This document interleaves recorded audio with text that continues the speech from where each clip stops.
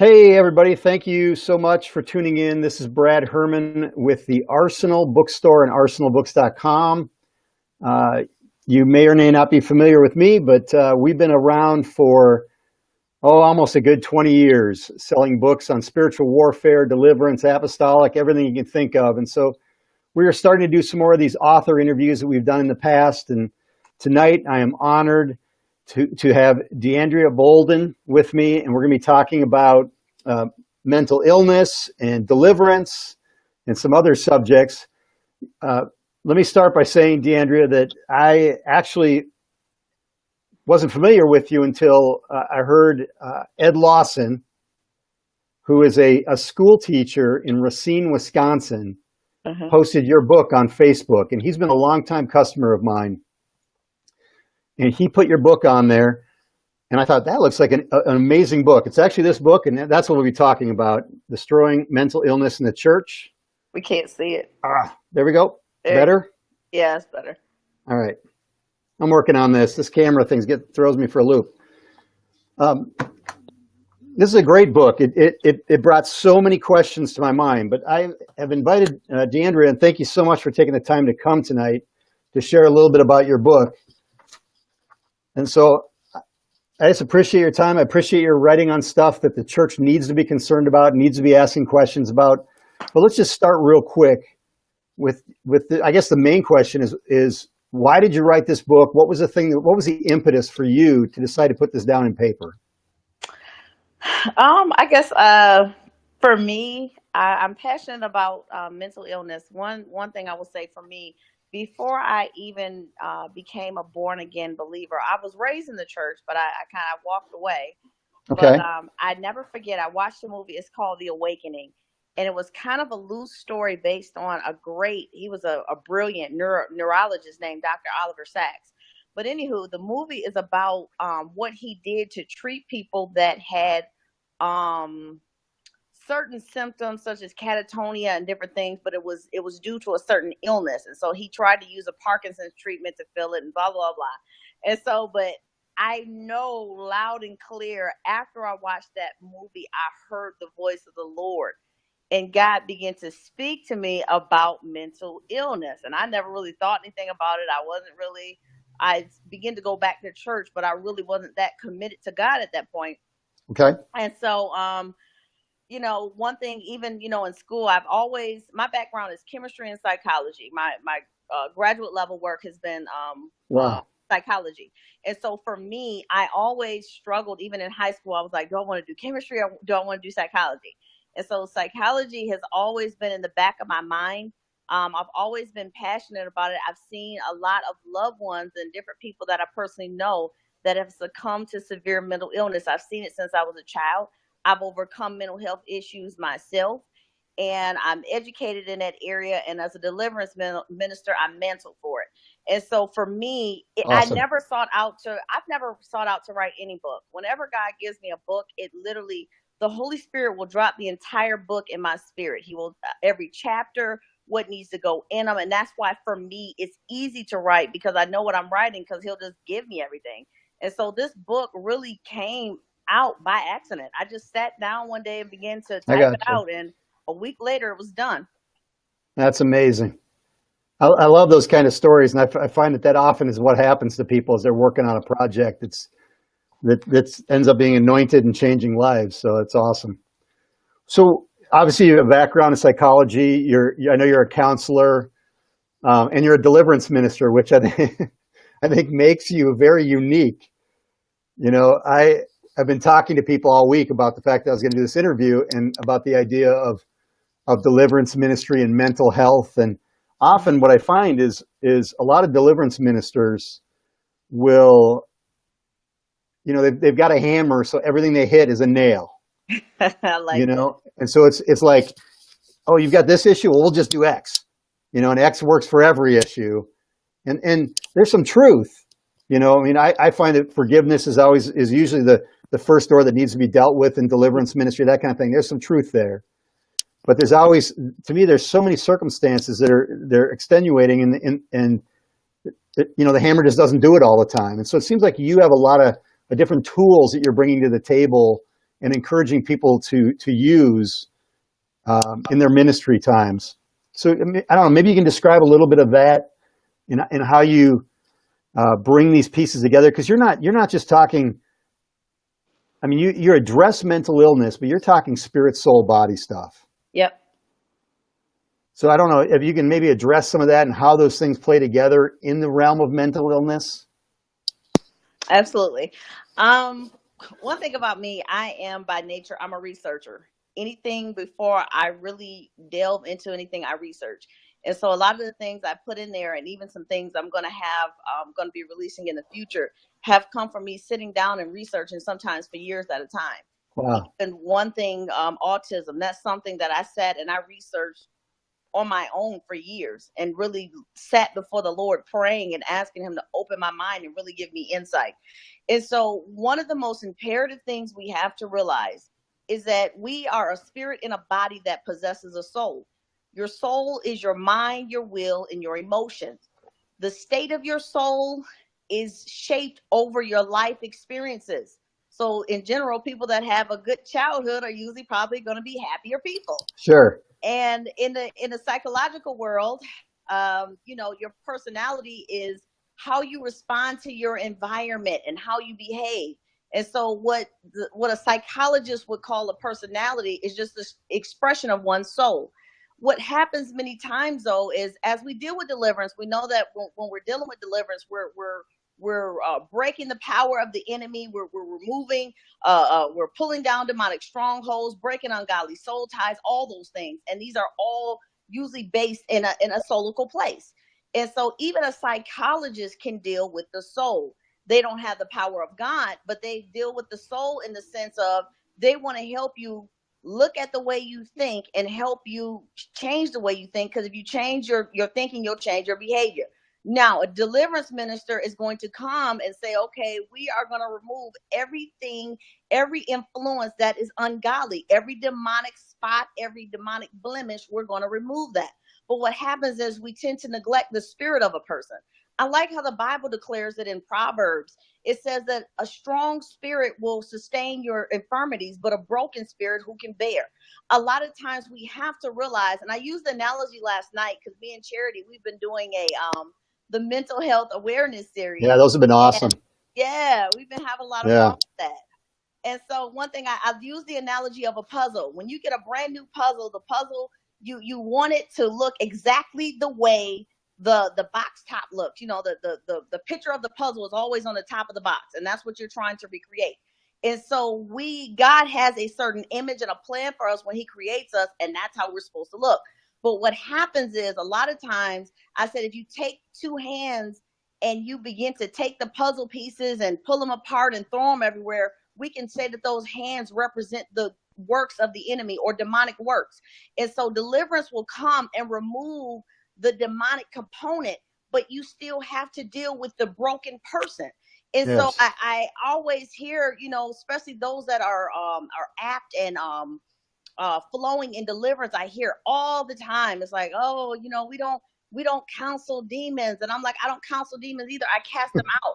Sure. But sometimes we have to counsel people that have been broken. People have been broken by life, by trauma, by bad experiences, by hurt and pain, and all type of different things in life. So we tend to neglect the spirit of a person, and we're only dealing with the soul. And many times we don't have any follow-up to help people continue to walk through the process after they receive deliverance.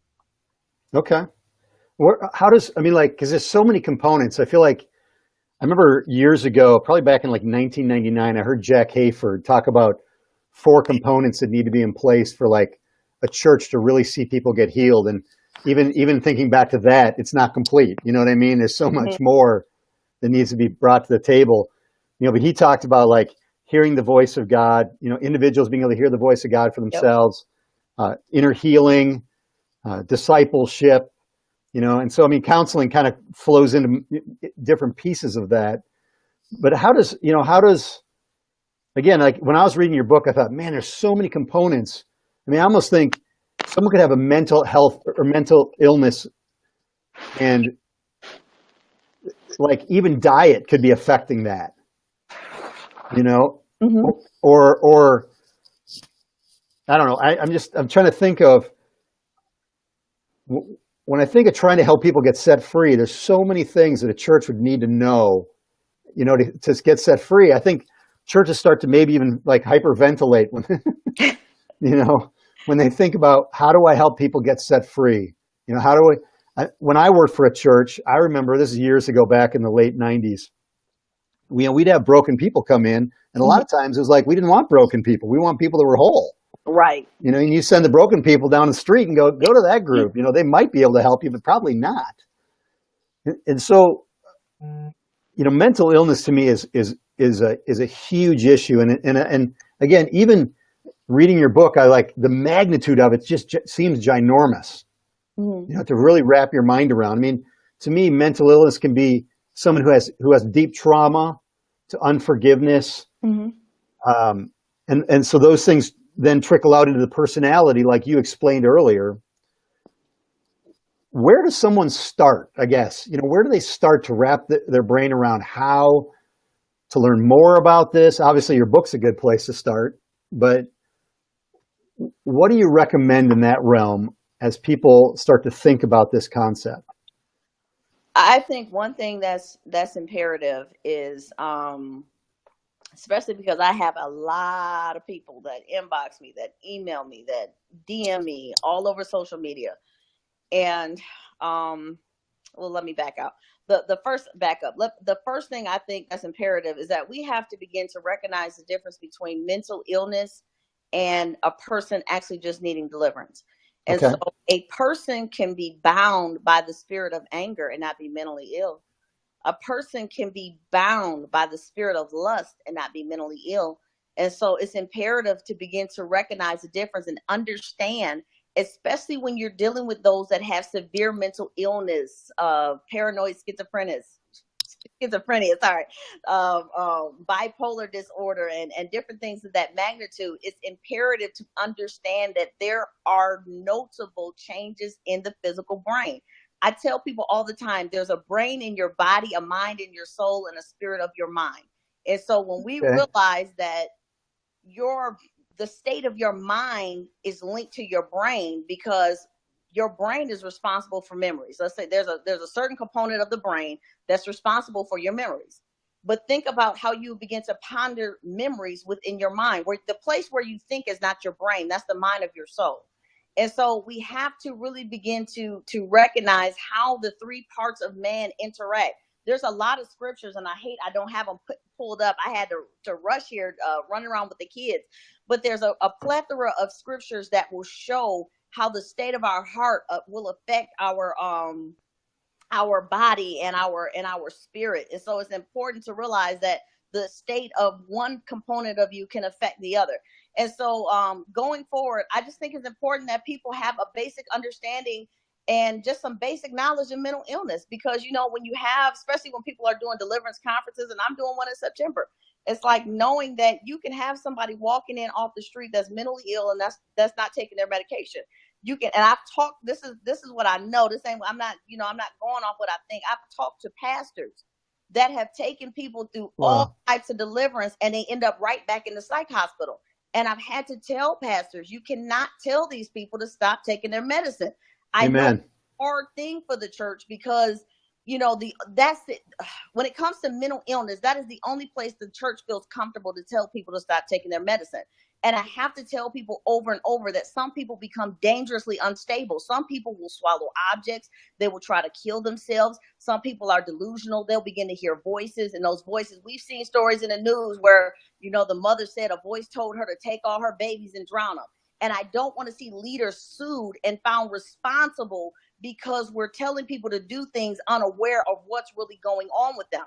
Because one thing, when it comes to a lot of people that battle with severe mental illness, they don't want to take their medicine anyway. Because especially people that are bipolar, when they begin to take it, they feel like, I'm normal, I feel fine.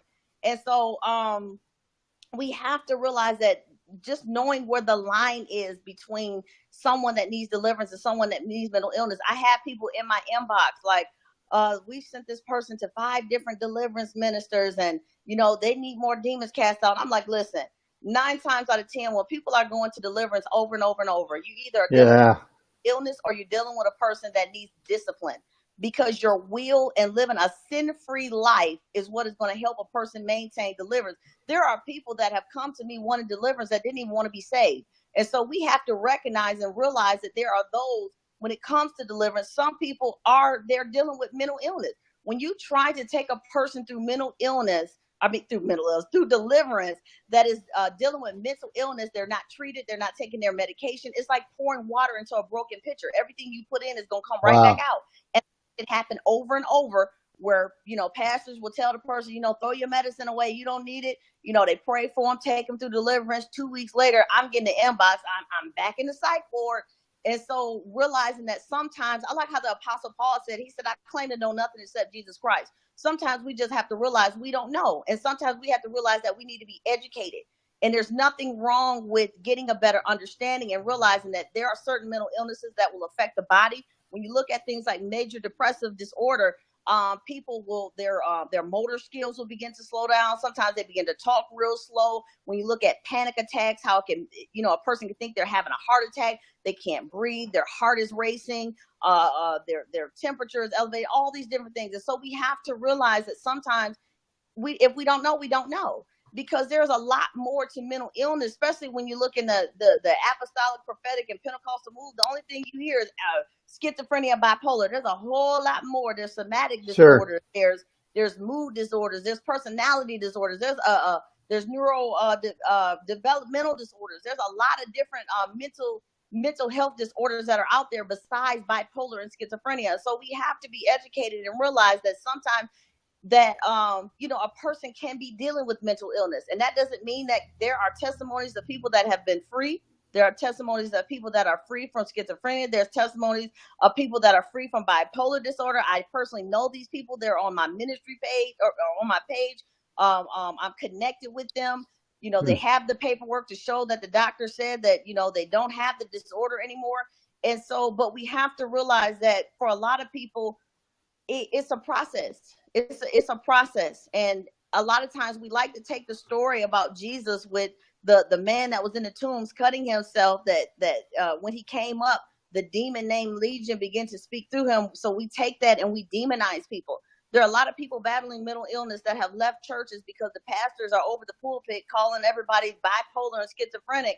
And I've told people, those are disorders, not adjectives to describe people. Because 9 times out of 10, when people say that, they're referring to indecisiveness, moody, being shady, flaky, unstable, or whatever. But I think the most important thing is for the church to really become educated and realize that some of the things we see are not necessarily just demons, but sometimes, there's other things going on. And there many times can be a demonic and spiritual component to mental illness. I'm not saying that, but everything also is not demonic. Everything is not a demon either. And so and then also recognizing the difference between a person that needs deliverance and a broken person. Like how I talked about the puzzle. Once you remove the demons, you got to deal with the person. And so sometimes we'll have to recognize when we're just dealing with a person that's been broken and dealing with trauma and different things like that. Okay.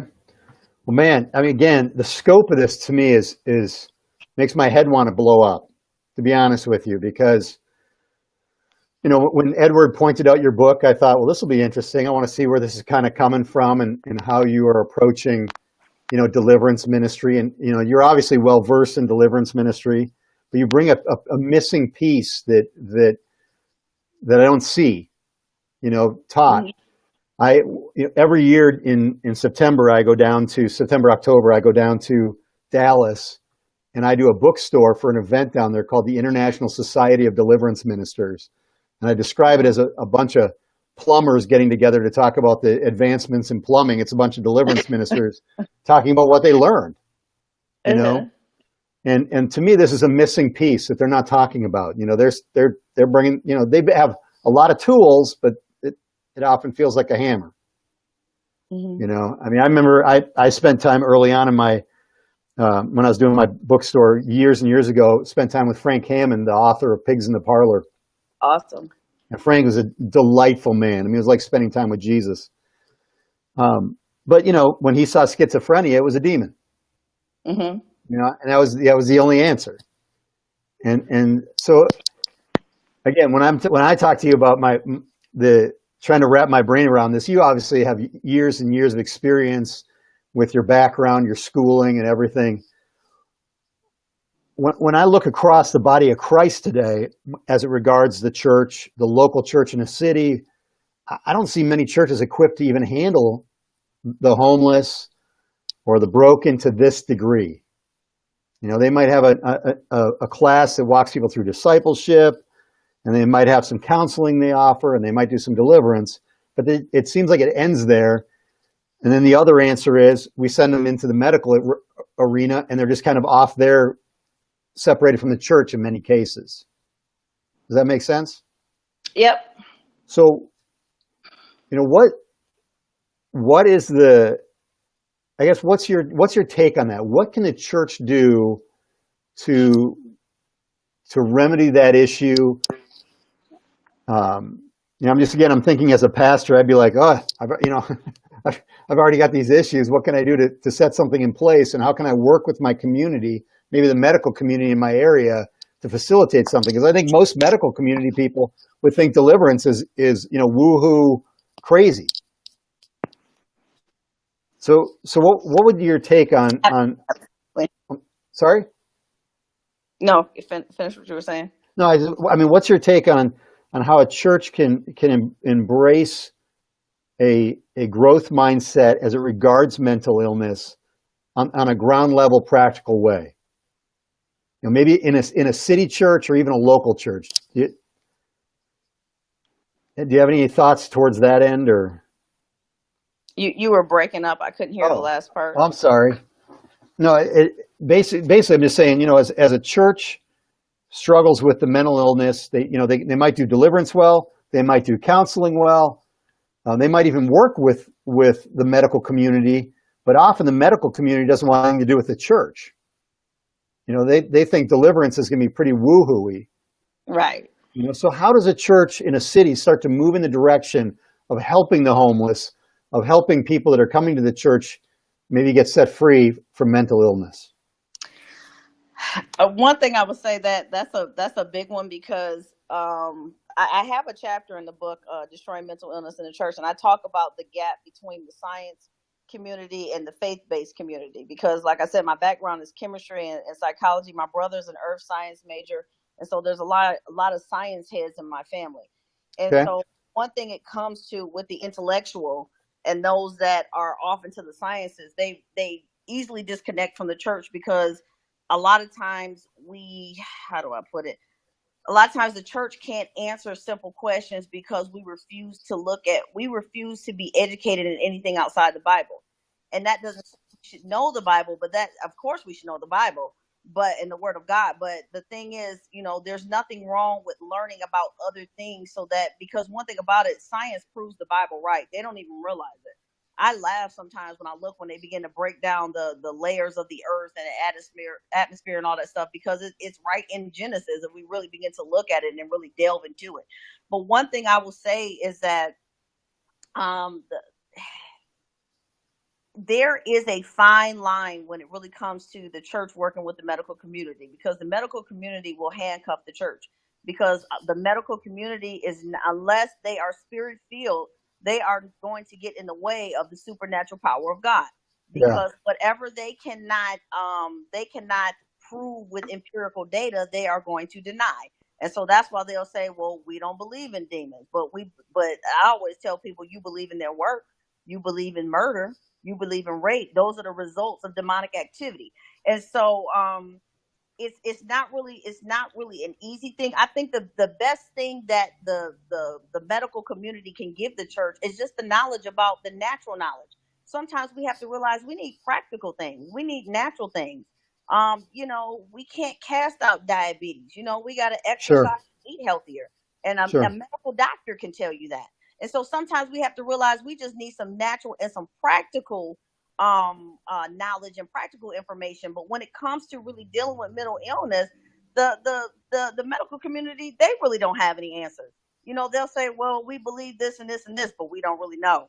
We believe this and this and this, but we don't really know. And the answers and the solutions should really be found in the spirit-filled church, because we have the prophetic advantage and we have the advantage of the power of God.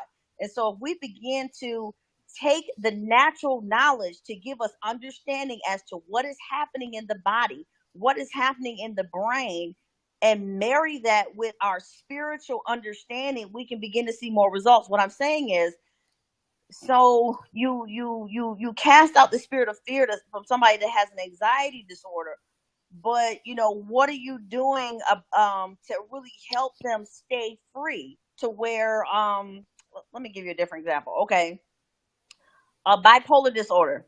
There's notable changes in the brain when a person has bipolar disorder. There's changes to the brain that kind of explain some of the symptoms and things that you see. And so any type of demonic spirits are cast out. But what are you going to do with the brain that needs to be restored to health? Sure. That's where healing comes in. Dealing with especially when a person has been mentally ill so long, especially untreated, you have to deal with the root of the issue. A lot of times we like to deal with fruit, but we never want to deal with root. How did people get in the state that they're in the first place? And that's where counseling comes in to help begin to walk a person through their issues, deal with what we call the private cognitive processes, in other words, demonic strongholds, erroneous thinking, error in their thinking, help them begin to do that. Just like a lot of people, like you said, have a lot of issues with unforgiveness. I've had people ask me over and over, I don't know how to forgive. Sometimes people need to be walked through how to be able to forgive. People need to be able to, you've had people that have walked around with incest for 30 years and they haven't told anybody. And so counseling comes to help people. It comes to challenge the way people think, so that especially with a Christian counselor, lining their thinking up with the will and the word of God, helping them overcome challenges and ungodly strongholds in the mind, and helping them really walk through, because deliverance is going to free the person. But once they're free, they need help. If a person has lived dysfunctionally for 40 years, they need someone to help them see what dysfunction is, where their life is dysfunctional, show them in the word of God how their life should really look, and help them walk through the process of that happening. Really, counseling is a ministry that should be paracletic in nature to help walk alongside people so that they're able to go through the process of discipleship. A lot of pastors are frustrated because they're trying to disciple the sheep. The sheep are falling over. The sheep are bleeding. The sheep are just acting like goats, sometimes 9 times out of 10. But a lot of times that's because people have a lot of issues, trauma, all type of issues that they've been through that need to be dealt with, especially and I'll say for the predominantly African American church, we've tried to put a praise and shout on everything, and where some people just flat out need counseling. And so there are certain things when a person is able to go to a safe place with a spirit-filled Christian counselor. That counselor, when you integrate it and you allow God to be a part of the process, it allows God to be a part of the process of healing. And it helps them, because so a person, the spirit of fear is cast out, but then you still got to help that person walk through, so that when those thoughts begin to come back, when they feel like they're going to have an anxiety attack, all those different things. And so bringing the counseling and the deliverance together, because 9 times out of 10, people need both. Sometimes people go places and go through deliverance and they didn't even know what they were delivered from. So how can a person stay free if they don't even know what they've been freed from? And so there has to be, there's a lot of teaching on deliverance for those that are ministering it, but sometimes there's not enough practical teaching on deliverance for those that are receiving it. And then having something beyond the altar, beyond the tissue, beyond the tears, to help them so that they can be strong enough to hold on to their deliverance and progress in their walk with the Lord. Because what happens is people get delivered a lot of times. Everybody washes their hand, pats themselves on the back and say, well, I cast out the devil. My job is done. And then that person is left to themselves. Yeah, that's so true.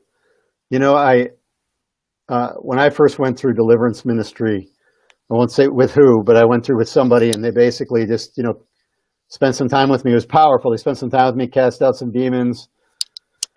But I left and, didn't have any tools to really figure out how to walk it out in my day-to-day life.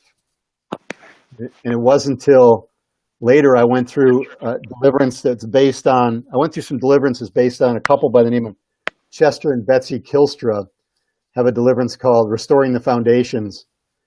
And it's a 4-pronged approach of deliverance, but the beauty of their deliverance is that everything you walk through with these deliverance ministers actually are things that you can later on continue. They're tools you can later on use. Sorry if if I'm cutting out there. You're fine. But I think that's the key, and I think I feel like most pastors, especially in most churches in the United States, probably have like 150 people or 100 people, and they're overwhelmed. So they're looking for tools that they can utilize. And so that's why it's so important to connect the deliverance ministers and the counselors together. In those churches where they can offer that, because if a pastor's doing all that themselves, they're pretty much going to burn out in no time, and they're going to be mentally ill themselves or dealing with something, of that capacity. Yeah. So, well, DAndrea, I had a bunch of other questions, but I said we'd keep this to 30 minutes. I do want to say to people that on your Facebook, let me see if I can pull that up real quick and put that on here. On your Facebook, you did 2 full hours this last 2 weeks covering this subject to a greater degree. And so I would encourage folks to go to that URL there, your DAndrea Bolden. Am I cutting out really bad? No. Oh, okay.